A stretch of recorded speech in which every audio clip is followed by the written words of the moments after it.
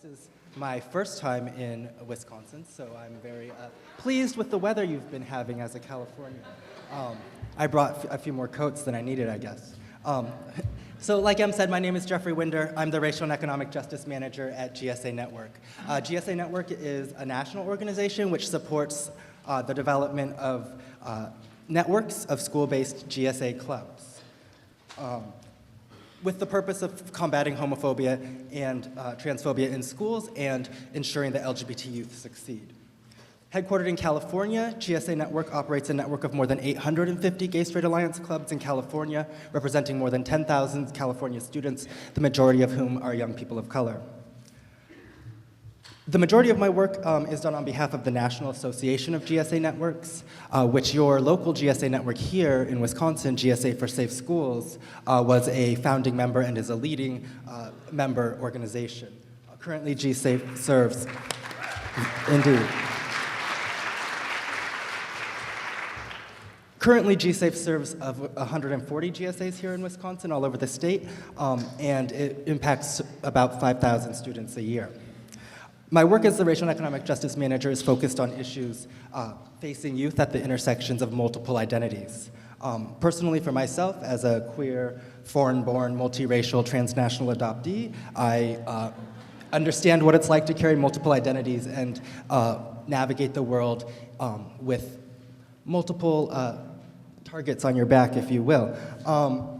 So for many youth, their multiple identities provide them multiple ways in which they are intentionally or unintentionally targeted. In California, we serve the majority of queer youth of color as the demographics of our state have changed over the last 10 years. The needs of the youth that we serve now go beyond simply needing safe schools. As the nation's racial demographics shift, racial and economic justice are essential to building the safe schools movement and ensuring LGBT youth success. Racial and economic justice in schools is often called educational justice. So educational justice is the idea that all students deserve access to safe, relevant, quality education that prepares them for future success, regardless of personal characteristics such as race, ethnicity, sexual orientation, gender identity, immigration status, or socioeconomic status. So, because there's education justice, we're assuming that there's injustice. And so I'm just going to go over a few stats. I'm not going to read them all, but I'll let you read them. So this year, more than 1 million students who start high school won't graduate. 1 in 3 LGBT youth won't graduate. So terminology, I'm going to use the word pushout, and that's as opposed to dropout because we want to acknowledge that there's active systems in place that are encouraging students not to attend school, that are actually forcing students to leave school even if they don't want to leave school. Push-out includes punishments for students that are designed to deny them instructional time, right? So you've been quote-unquote bad, so you're going to go and not get taught for this day or this period or this week. So students suspended, expelled, or arrested in school are more likely to drop out or graduate late.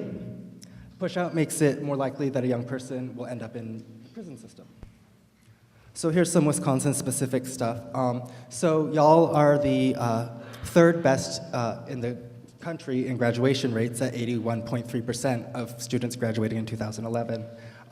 91% of the white students in Wisconsin graduated within 4 years, while only 61% of black students graduated within that period. In Madison, the disparities are even more pronounced. 87% of white students graduate within 4 years, and only 48% of black students do. Suspensions and expulsions have been dropping among all racial groups, except among black students, where it is clear that the trend of increased use of disciplinary measures has a big role. I'm not going to read all of these, you can read them, but needless to say, there are disparities based on race within suspensions, expulsions, and then particularly for students that have disabilities or are English language learners or require some sort of additional support from the school, we see that the push-out and dropout rates are much higher. African American students with disabilities are 3 times more likely to receive short-term suspensions than their white counterparts and are more than 4 times as likely to end up in correctional facilities. And we also see a lot of trends in labeling students as having disabilities, whether or not they do. And then so overall, and so the national statistics are hard to come by. We don't have a lot of data and research specifically tracking sexual orientation and gender identity, but what we do know is that LGBT youth are about approximately 1.4 times more likely to be expelled from school than their straight peers. So in terms of race, ethnicity, Black, Latino, and Native youth have the highest dropout rates. Black males who drop out have a 60% likelihood of incarceration. Young people who drop out of high school are more than 8 times as likely to end up incarcerated. This cut off my slide. That's the whole Mac PC conversion. I'm a Mac user. I don't know anything. LGBT youth experience disproportionate rates of school expulsions and sanctions from the criminal justice system, and as a result of anti-LGBT bias, LGBTQ youth are particularly impacted by punitive discipline responses to typical adolescent behavior. And now I think, I was going to explain what punitive discipline meant, but I guess that's the next slide. So it's estimated that approximately 1 in 3 or 1/3 of LGBT students drop out or are pushed out of school before they graduate. Why? Institutional discrimination, what we've been talking about today, either intentionally or unintentionally against LGBT youth and students, against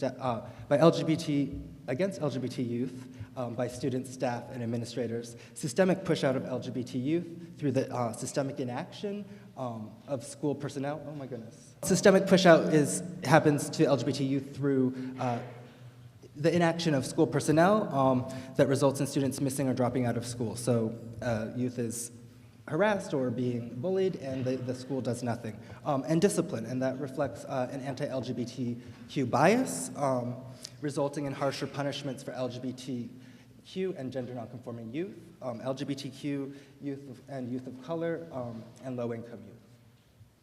So what do I mean by bias and school discipline and zero tolerance? This is an easy math formula for you, but let me explain what these terms mean. So what is punitive discipline? So discipline that measures, measures that rely on punishing a student for the behavior rather than teaching them from it. Punitive discipline measures often lead to removing a student from this classroom and denying them access to education. What is zero tolerance? And so I'm sure that most of you have some sort of zero tolerance policy at your school, likely for drugs, alcohol, but they've been expanded to many other things. So zero tolerance policies impose punishments that are predetermined on any infraction regardless of the accidental mistake the student made or any extenuating circumstances. And in schools, zero tolerance policies were mainly started to concern the possession or use of drugs and weapons, but increasingly are used to categorize other student behaviors. So right now I'm going to discuss a little bit about how current discipline practices combined with anti-bullying and safe school efforts are having a lasting impact on LGBT youth of color and low-income youth. So we'll just talk a little bit about what are the systemic issues that are going on in schools and education right now. Many schools over-rely on the use of zero-tolerance practices and punitive measures such as suspensions and expulsions that results in the denial of education time. We talked about that. Many schools rely on punitive exclusionary discipline, punishing students by denying them educational time, which increases their likelihood and involvement with the juvenile justice system. Many schools cede disciplinary authority to law enforcement or security personnel, and they use law enforcement and security personnel tactics. Oh, wow. Oh, sorry, the oh, wow was for my 15-minute warning. I've got to get through this quick. All right, let's jump ahead. So what does this mean for anti-bullying policies? So zero tolerance anti-bullying policies, and in the wake of all of these suicides, which have happened tragically, we've seen a whole bunch of states and school districts moving quickly to adopt really harsh zero tolerance anti-bullying policies. And so what happens with these policies is that they often punish both parties, including the LGBT youth that is often bullied or is experiencing the impact of bias-based harassment. And so if they defend themselves, if they raise their hand, if they push back, if they try to get away, it's a zero tolerance for fighting or zero tolerance for bullying, so both students get taken out of school. Zero tolerance policies for LGBT students, particularly for young people who are gender nonconforming, drastically and negatively impact young people's identities who are trying to express themselves, given zero tolerance dress code policies. So school to prison pipeline, and how does that work? And so I don't know if y'all are familiar with the concept of school to prison pipeline, but it's become more prominent as a kind of narrative about what's happening in our schools, that young people, particularly young people of color, are not actually being educated for a career, but are actually being prepared for prison. And so we see this in the form of the over-criminalization of young people, the militarization of our schools, the ways in which young people are thought to be criminals just for walking down the street. So this is happening particularly for communities of color, but there are particular and unique impacts on queer youth of color. So through the misuse of zero tolerance discipline, schools directly send children and youth to the juvenile justice system. More recent research shows that these policies also disproportionately affect LGBT youth and LGBT youth of color. And the White House Office of Civil Rights just recently put out a report on the disparities in school discipline. So in your folder, I believe on the left side, there's this diagram, and then there's also a piece of paper that kind of explains a little bit about what's happening in the diagram. But needless to say, that there's three main ways for young people to get pushed into the school to prison pipeline, and that's through policies that revolve around safety, policies that revolve around discipline, and policies that revolve around academic achievement. So I'll give you a second to pull out that page, because there's also some definitions on it that may help.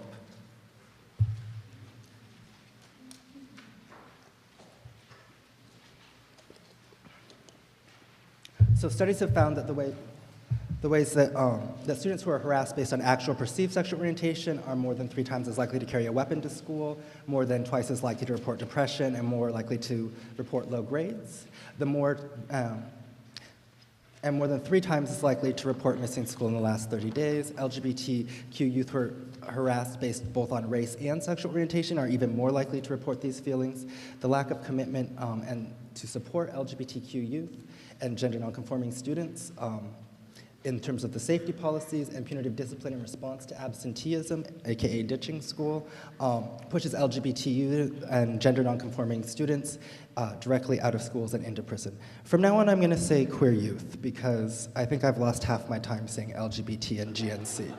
And GNC stands for gender nonconforming students, and that's not just for folks who are trans-identified, but that's for the woman who joins the wrestling team, or the boy who plays flute in band. Any of those things that are considered gender transgressions by the peer group, those students are more heavily targeted by their peers. For LGBT, for queer youth, regularly skipping classes or entire school days is actually a survival mechanism that we employ regularly.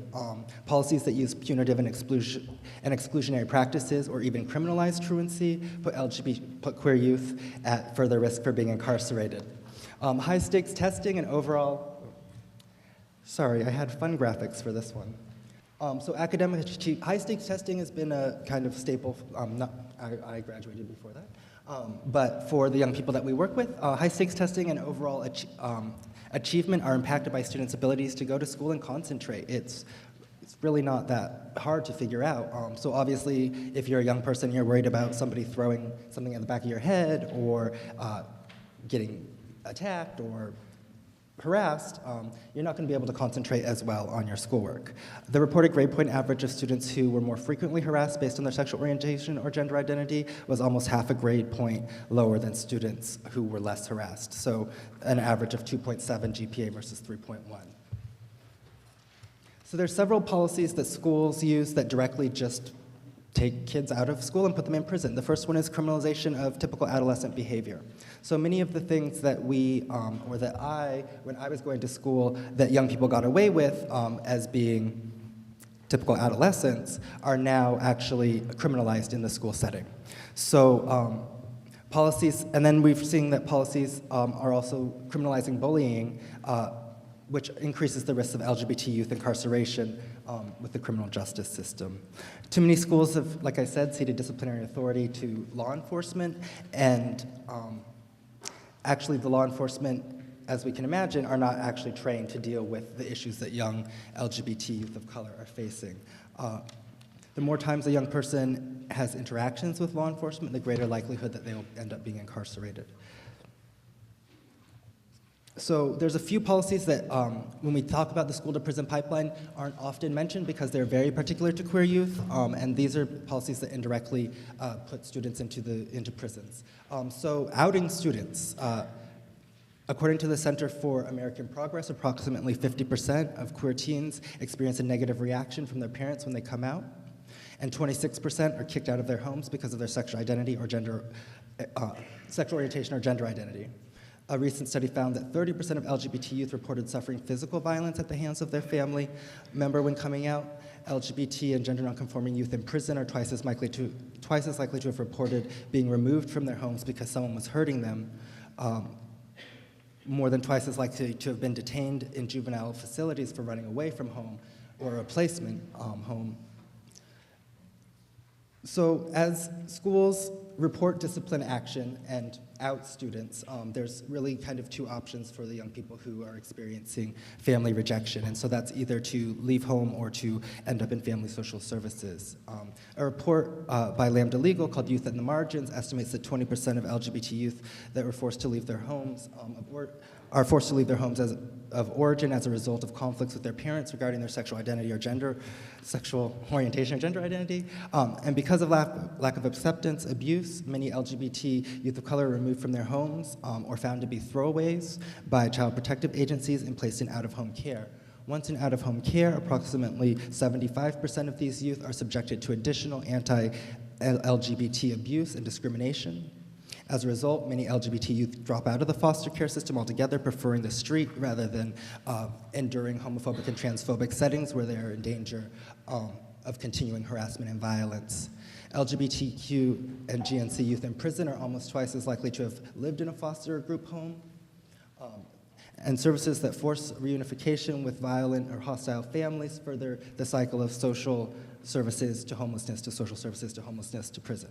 The National Network on Runaway and Youth Services estimates that up to 40% of youth, homeless LGBT youth in major metropolitan areas are LGBT. I think I just said that wrong. 40% of youth in major metropolitan areas that are homeless are LGBT. Of homeless queer youth, 62% will attempt suicide, and little to none will attend school. LGBT and GNC homeless youth are more likely to have engaged in survival crimes, putting them further at risk for incarceration, and LGBT and GNC youth in prison are 4 times more likely to have been detained in a juvenile facility for prostitution. We'll get to the solutions because that will be more uplifting.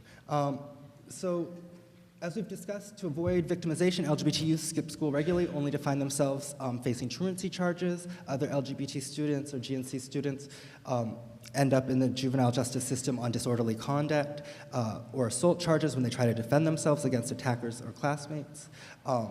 In other instances, school officials target LGBT youth disproportionately for punishment, referring them to juvenile court for minor misconduct that could more appropriately have been handled in the school.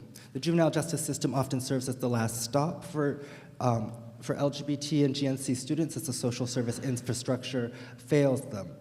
There are few mental health professionals with expertise in the unique issues facing LGBT youth, and even fewer resources for families who experience conflict with their child's sexual orientation or gender identity. This lack of trained professionals and appropriate programs and placements pushes LGBT youth deeper into the juvenile justice system and subjects them to unnecessarily punitive treatment. In many jurisdictions, for example, youth are detained or incarcerated not because they pose a threat to the community, but because of less restrictive out-of-home placements are not accepting LGBT youth. The plight of LGBT youth and gender nonconforming youth in the juvenile justice system is linked to their conditions in schools that continue to fail them. For example, many conditions of probation commonly include a requirement that the youth regularly attend school. LGBT youth who feel unsafe at school are forced to decide between skipping school to protect themselves and complying with their terms of their probation. Dealing with issues related to LGBT and gender nonconforming students' access and push out to education is a major step in addressing the rapidly growing LGBTQ and gender nonconforming incarcerated youth population. Sorry about the water. So solutions. We know a lot of them. So support the growth of GSA clubs. First, we know that GSA clubs make a real difference in the safety and well-being of young people. Studies have shown that a presence of a GSA club or similar club in a school is related to lower rates of harassment, bullying, and increased feelings of safety and increased positive youth development outcomes. However, these clubs are only successful in schools in which the rest of the school infrastructure is working. In schools with youth whose primary concern is getting to and from school safely, having textbooks and food and a quality education, it is often hard or impossible to organize around school climate change for LGBT youth, as basic needs must take priority. Youth often choose to organize in their home communities as opposed to the LGBT one. For the future of the GSA movement, GSAs must engage in educational justice organizing to ensure that they're able to meet the needs of all LGBT youth. As we enact strong and enforce anti-bullying policies that have enumerated sexual orientation and gender identity, like I believe the one at Madison Metropolitan School District has. But they must be implemented and enforced, and they need to be supported by an investment in professional development of teachers and school staff, including counselors and mental health providers. And this isn't enough, though, for under-resourced schools and schools and districts with a lack of political desire to protect LGBT students and the ones that are continuing to force them out. Overall, we need state governments to invest funds to increase the oversight and enforcement of existing safe schools laws. At the same time, our anti-bullying policies to protect queer youth need to break the cycle of punitive school discipline that pushes LGBT, GNC, low-income, and youth of color into the juvenile justice system.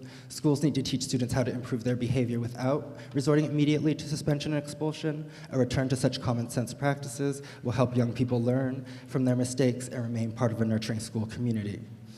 GSA youth activists, students, and parents involved in the Safe Schools movement need to prioritize addressing the root of homophobia and transphobia by calling for alternatives to punitive discipline in a response to anti-LGBT, gender nonconforming, or any bias-based bullying and harassment. As schools adopt alternative discipline models, we must ensure that schools with high discipline and low performance rates are prioritized, and we do not create a system by which better funded schools have the money and ability to offer alternative or restorative justice programs while we leave the same dropout factories producing dropouts. I believe in the left side there's a page that has some sample, very basic, low budget alternative discipline suggestions, which is like talk to the student. And then we need to ensure that schools provide training and access to non-biased mental health services. We need school administrative staff and campus police officers to be trained in mental health challenges, strains, and duress endured by LGBT and GNC youth. School officials should be able to provide students with access to non-biased mental health services and respect students' rights to privacy and not require parental notification of a student's sexual orientation and gender identity to access those services. And lastly, we need to collect data on sexual orientation and gender identity. Most of what is known, and most of what I shared with you about the educational injustice and youth incarceration and health disparities facing LGBTQ and gender nonconforming youth comes from community surveys. We need school-administered, state-funded surveys, such as the Youth Risk Behavior Survey, and other surveys that are done nationally to include the demographic questions about sexual orientation and gender identity so our public education and school discipline implementation systems can adequately identify and address educational dropout and incarceration disparities based on sexual orientation, gender identity that compound the racial inequalities that were reported in the White House's report. So I'm gonna wrap up. I guess the whole point is that safe schools Safe schools and fighting for safe schools policies are not enough to simply ensure LGBT youth success. The future of the GSA movement lies in addressing educational justice for all students. Students have the right to be safe and supported at school for exactly who they are, and parents deserve to know that their kids are going to a school in a respectful environment where they are nurtured to reach their full potential, regardless of their race, sexual orientation, class, gender identity, all those things we've been talking about. The schools have the tools and resources to let the students thrive academically, and they have the information and access they need to remain healthy. The solutions I've outlined will help not only LGBT and gender nonconforming students, but all students to take a step in the right direction, improving and investing in our future and not punishing it. So that was like a long, depressing thing. And I often am at my desk very sad, reading reports. But I did want to say that despite the many challenges facing LGBT and gender nonconforming youth of color, the youth that I work with are also incredibly resilient. Facing these challenges, some of our nation's most courageous students and determined students, full of pride in their identities, all of their identities, and with enormous potential to be the future fierce leaders of Wisconsin. And with that, I would like to welcome some of them up here today.